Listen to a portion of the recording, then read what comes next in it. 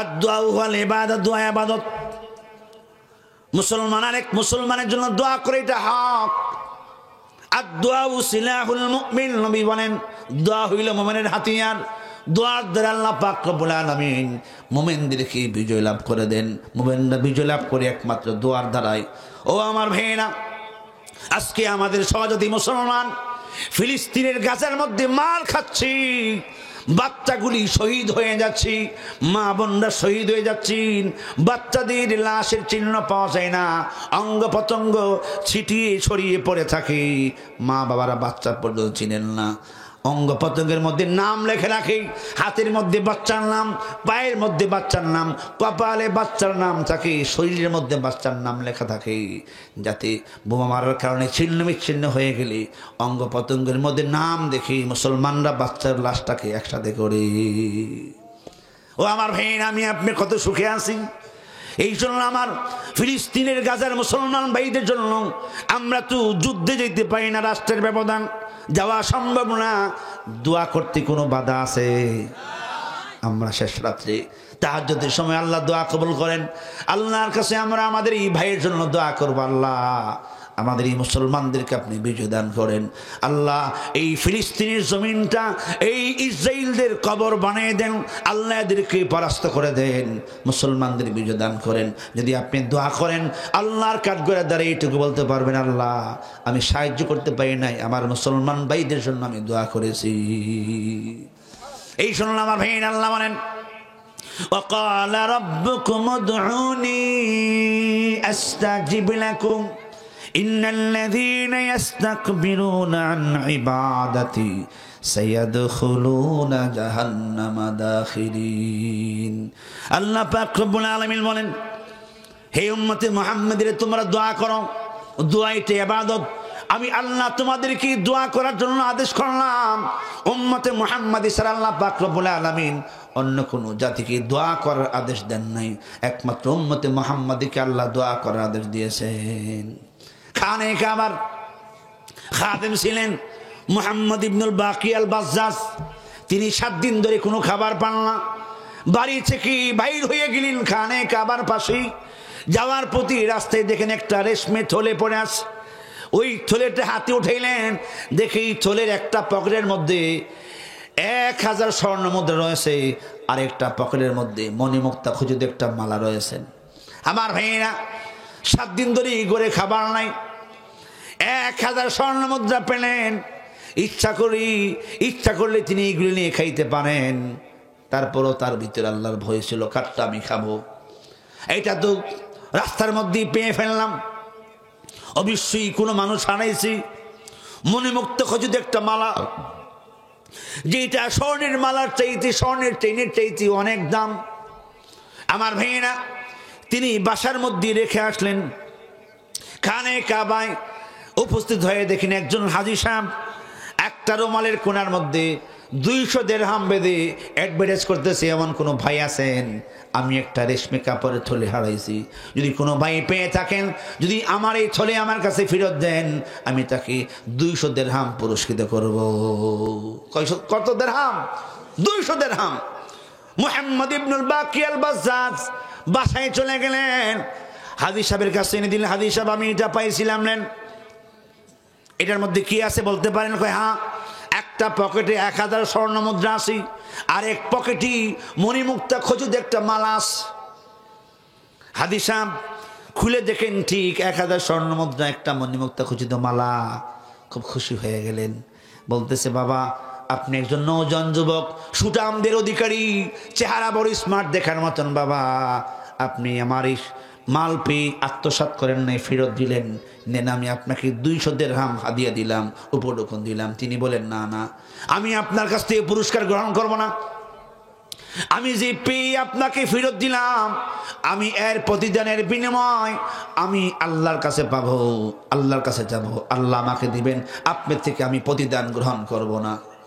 200 টাকার 1 টাকাও নেন নাই, বলে আমি আল্লাহর কাছ থেকে নেব, আল্লাহ আমাকে দিবেন।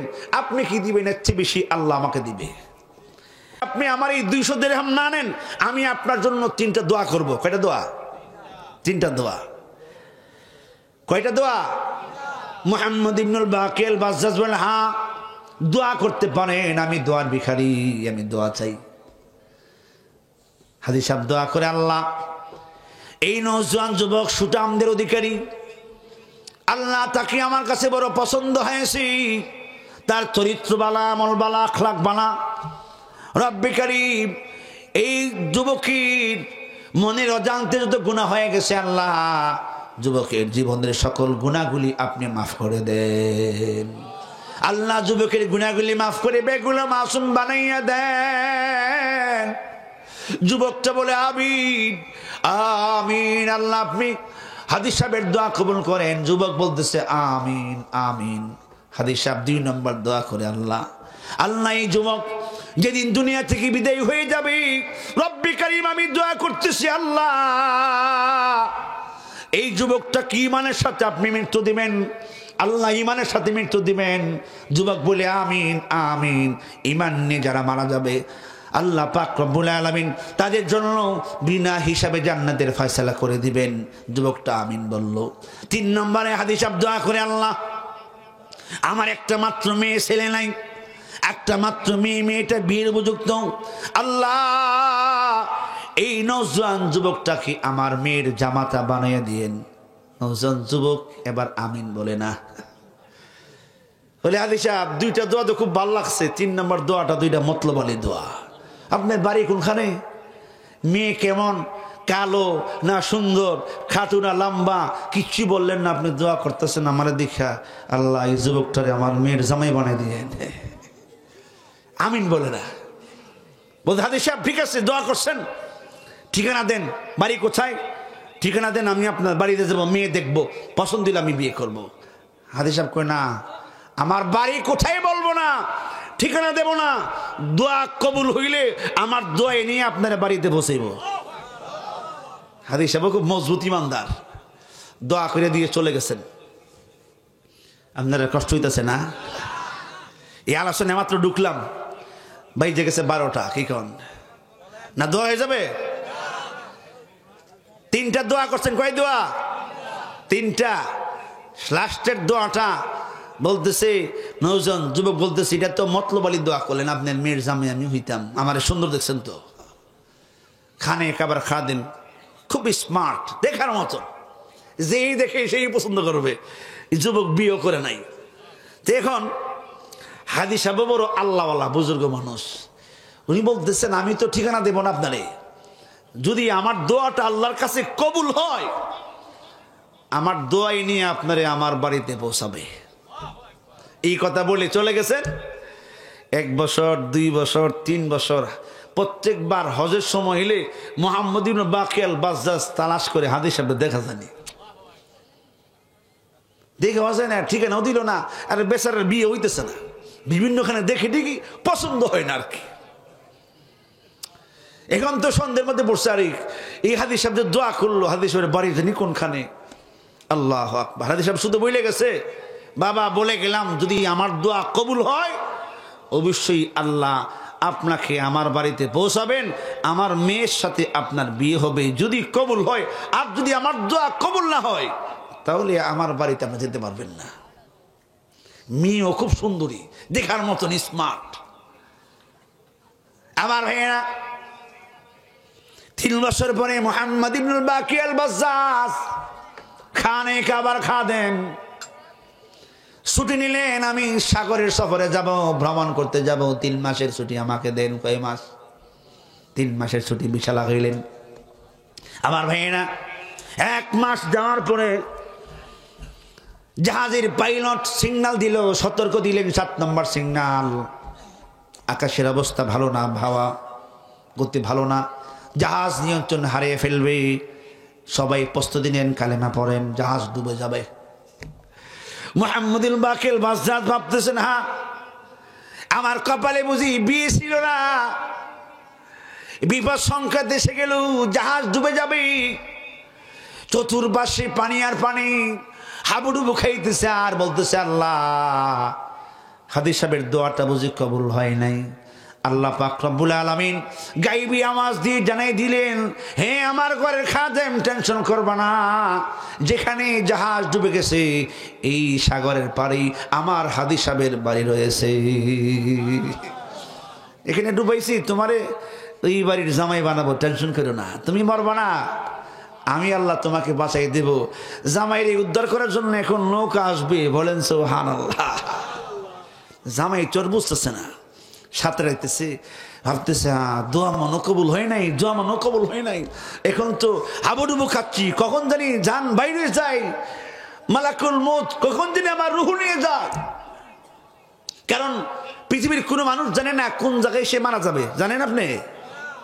ওয়ামা তাদরি নাফসুম বিআইয়ি আরদিন তামুত। আল্লাহ বলেন পৃথিবীর কোনো মানুষ জানে না সে কোন জায়গায় মারা যাবে, কিন্তু যেখানে সে মরবে ওই জায়গায় মৃত্যুর আগে আল্লাহ তারে পৌঁছেই দিবেন। আইনামা তাকুলু ইউদরিকুমুল মাউতু ওয়ালাউ কুনতুম ফি বুরুজিম মুশাইয়াদা। আল্লাহ বলেন তুমি যেখানে থাকো না কেন মৃত্যুর আগে আজরাইল ওই জায়গায় গিয়ে পৌঁছবে, তুমি ওই জায়গায় পৌঁছে যাবা যেখানে মৃত্যু হওয়ার কথা, ওই জায়গা আমি আল্লাহ তোমাকে পৌঁছায় দেব। যদি বুর্জ থাকো যেখানে ফেরেশতারা আরামায়েশ করেন ওই কক্ষপথে যদি অবস্থান করো, ওই দুর্গে অবস্থান করো, এখানে আমার আজরাইল পৌঁছে যাবে, মৃত্যুর হাত থেকে বাঁচতে পারবা না। মুহাম্মদ ইবনুল বাকি আল বাজ্জাজ সাঁতার কাটতেছেন, হাবুডুবু খাচ্ছেন, এর মধ্যেই একটা নৌকা গিয়ে ওনাকে উদ্ধার করছেন। উদ্ধার করে সাগরের পাড়ি একটা বাড়ি ছিল, গ্রাম ছিল, চতুর পার্শ্বে নদী, এটা দ্বীপ, ওইখানে মাগরিবের নামাজের সময় তিনি গিয়ে বসতেন। খুব সুন্দর মানুষ তো, জিজ্ঞাসা করছে ভাই আপনার বাড়ি কোথায়? তিনি বলেন আমার বাড়ি মক্কা শরীফে, আমি খানে কাবার একজন খাদেম, আমার নাম মুহাম্মদ ইবনুল বাকি আল বাজ্জাজ। সমস্ত মুসল্লিরা কোলাকুলি শুরু করছে, আল্লাহর ঘরের খাদেম, এত সুন্দর স্মার্ট চেহারা দিছে মাগরিবের নামাজ পড়ানোর জন্য, কেরাত এত সুন্দর লাগছে। এরা নামাজের পরে সবাই বসছে, হজরত আপনি জাহাজের যাত্রী ছিলেন? হ্যাঁ, আমার 3 মাসের সফর 1 মাস চলে গেছে, আর 2 মাস আপনি আমাদের এখানে থাকবেন, আমাদের বাচ্চাগুলিকে কোরআন পড়াবেন, আপনার কাছ থেকে সহি শুদ্ধভাবে আমাদের বাচ্চাগুলি কোরআন শিখবে, যদি অনুমতি দেন আমরা আপনার মেহমানদারির ব্যবস্থা করব। আল্লাহ বলেন হে আমার ঘরের খাদেম, রাজি হয়ে যাও, বিয়াটা এখানেই হবে। আমার ভাইয়েরা মাগরিবের নামাজ পড়ালেন, মুসল্লিরা যা সিদ্ধান্ত দিলেন তিনি মেনে নিলেন। ভাবলেন জাহাজ ডুবে গেছি, মাল সামানা সব হারিয়ে ফেললাম, বাকি 2 মাস এখানে কাটে আবার মক্কাতে চলে যাব। মসজিদের মুতাওয়াল্লি সাহেবের সাথে খুব গভীর সম্পর্ক। 1 সপ্তাহ যাওয়ার পরই মুতাওয়াল্লি সাহেব জিজ্ঞাসা করেন, হুজুর বিয়ে করছেন নি? বাড়ি দিছে, বিয়ে করছেন নি? না, বিয়ে তো হয় নাই, ইনশাল্লাহ করব। বয়স 28 বছর। কত বছর? পরিপূর্ণ বিয়ের বয়স। তো এখন বলতেছে হুজুর যদি অনুমতি দেন, আমাদের এলাকায় একটা মেয়ে আছে খুবই সুন্দরী, এই মেয়েটাকে সাবালিকা হওয়ার পরে এই এলাকার কোনো পুরুষ দেখে নাই, মেয়েটা সবসময় পর্দায় থাকে, এই মেয়েটার মাও নেই বাবাও নেই, সে একা একা আছেন, তার বাবা 20 বার হজ করছে। কয়বার? এই কথা বলার পরে ওনার চিন্তা হয়েছে, আরে 20 বার হজ করছে? হ্যাঁ, তিনি একজন হাদিস সাহেব ছিলেন, 20 বার হজ করছেন। আজকে 3 বছর হয়েছে তিনি মারা গেছেন। কয় বছর? ওই দোয়া করে এসেই মারা গেছে। তো বলতেছে এই মেয়েটা রতন, আর এই এলাকায় কোনো মেয়ে নেই, এত দিনদার মেয়েটা, কোনোদিন কোনো বেগানা পুরুষের সাথে সে কথা বলে নাই, কোনো বেগানা পুরুষ তাকে দেখে নাই, সে তার এই বাবার বাড়িটা ছাড়া কোথাও যায় নাই, কোনোদিন মার্কেটেও যায় নাই, এত ভালো একটা মেয়ে। যদি হুজুর আপনি অনুমতি দেন, আমি মুতাওয়াল্লি হিসাবে আপনার পক্ষ থেকে প্রস্তাব দেব। আমি আশা করব যদি প্রস্তাব দিই, অবশ্যই মেয়েটা যেহেতু দিনদার, মেয়েটা আল্লাহর ওলি, অবশ্যই সে রাজি হবে আপনার খেদমত করতে। তিনি বললেন ঠিক আছে, আমি রাজি আছি।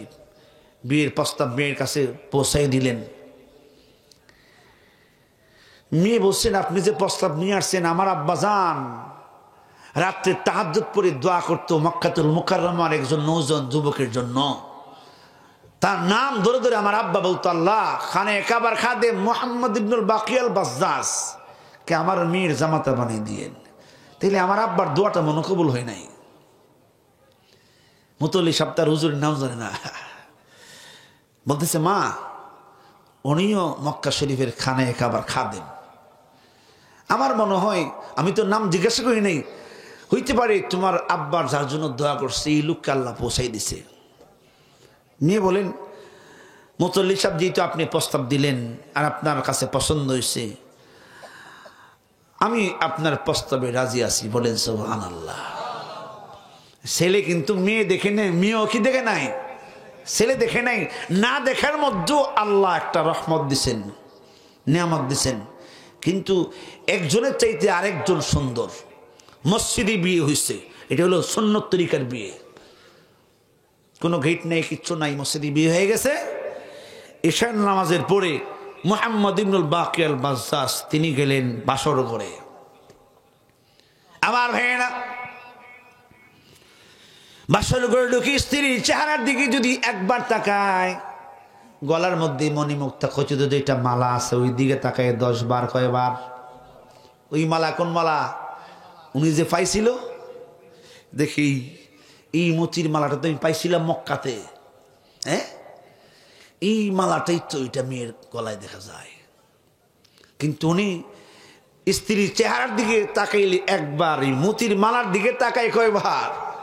10 বার। এখনো কিন্তু পরিচয় হয়েছে না যে ওইটা কি হাদিস সাহেবের মেয়ে নাকি। তিনি মতির মালা দেখে খালি বারবার তাকায়, মনের মধ্যে খালি সন্দেহ হচ্ছে। আল্লাহ তো হাদিস সাহেবের দোয়া কবুল করছে, তাইলে বোঝা যায়। এই মালাটি তো আমি পাইছিলাম, পাইয়া বলছিলাম যে আমি আপনার কাছ থেকে পুরস্কার নেব না, প্রতিদান নেব না। আল্লাহ যদি আমাকে পুরস্কার, আল্লাহই আমাকে পুরস্কার দিবেন। আল্লাহ কেমন পুরস্কার দিল? শুধু তো মালা না, মালা যার গলায় শোভা পায় তাকে আল্লাহ তার স্ত্রী বানিয়ে দিছে। এখন আমার ভাইয়েরা, মেয়েটা বলে স্বামী আমার চেহারার দিকে একবার তাকালে আমার গলার মালার দিকে আপনি তাকান 10 বার। স্বামী গো, কারণটা কি বুঝতে পারলাম না। মুহাম্মদ ইবনুল বাকিয়াল বাজ্জাজ বলেন, স্ত্রী শোনো, তোমার গলার মধ্যে যে একটা মালা দেখা যায়, এমন একটা মালা আমি মক্কাতুল মুকাররমায় পেয়েছিলাম। একজন হাদী সাহেব এই মতির মালার মালিক ছিলেন। শুধু তাই নয়, 10,000 দিরহামও তার এই থলের মধ্যে ছিল। তিনি আমাকে 200 টাকা পুরস্কার দিতে চাইছিলেন, আমি পুরস্কার গ্রহণ করি নাই। আমি বলছিলাম আমি আল্লাহর কাছে এর বিনিময় গ্রহণ করবো, আল্লাহ আমাকে তার প্রতিদান দিবেন। হাদী সাহেব আমি 200 দিরহাম আপনার থেকে নেব না। তখন হাদী সাহেব আমার জন্য 3টা দোয়া করছিলেন। 3 নম্বর দোয়া ছিল, হাদী সাহেব দোয়া করছিলেন, আল্লাহ আমার একটা মেয়ে আছে, ওই মেয়েটাকে, ওই মেয়েটার জামাতাই নওজোয়ান যুবকটাকে বানিয়ে দিয়েছিলেন। আমি বলছিলাম হাদী সাহেব ঠিকানা দেন, বাড়ি কোথায় বলেন, আমি আপনার মেয়ে দেখি, যদি পছন্দই বিয়ে করে ফেলবো। হাদী সাহেব বলে না না বাবা, ঠিকানা দেব না, যদি দোয়া কবুল হয়ে যায় আমার দোয়ায় আপনাকে নিয়ে আমার বাড়িতে পৌঁছাইয়া দিবে। মেয়েটা 2টা চোখের পানি ছেড়ে দিয়ে বলে, স্বামী আমার বাবাকে দেখলাম হস্তিকে আসার পরে তাহাজ্জুদ পরে পরে কাঁদতো আর ওই খানে কাবার খাদেমের জন্য দোয়া করতো। এবার বলে, হ্যাঁ স্ত্রী আমার নামই মুহাম্মদ ইবনুল বাকিয়াল বাজ্জাজ, আমি হইলাম সেই গুনাহগার। স্ত্রী এবার স্বামীর গলায় জড়িয়ে এমন কাঁদতে শুরু করলেন, আল্লাহ তাআলা আমার আব্বার দোয়াটা কবুল করেছে। এই শুনলাম আমার ভাইয়েরা, আমি আপনি যদি দোয়া করি রাত্রের গভীরে, হালাল খেয়ে হালাল বস্তু পরিধান করে, অবশ্যই আল্লাহ দোয়া কবুল করবেন। আল্লাহ বলেন, ওয়াকালা রাব্বুকুম উদউনি আস্তাজিব লাকুম। হে আমার বান্দারা, দোয়া করো, আমি আল্লাহ অবশ্যই তোমাদের দোয়া কবুল করে নেব। ইন্নাল্লাযীনা ইস্তাকবিরুনা আন ইবাদাতি সায়াদখুলুনা জাহান্নামা দাখিরিন। নিশ্চয়ই জানা দোয়া থেকে অহংকার করে দূরে সরে যাবে। আল্লাহ পাক রব্বুল আলামিন বলেন, আমি তাকে অপমান করে বেইজ্জতি করে তারা জাহান্নামে দেব।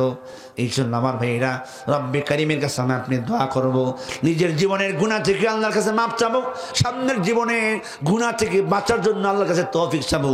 আল্লাহ পাক রব্বুল আলামিন আমাকে আপনাকে গুনাহ থেকে বাঁচিয়ে দিবেন।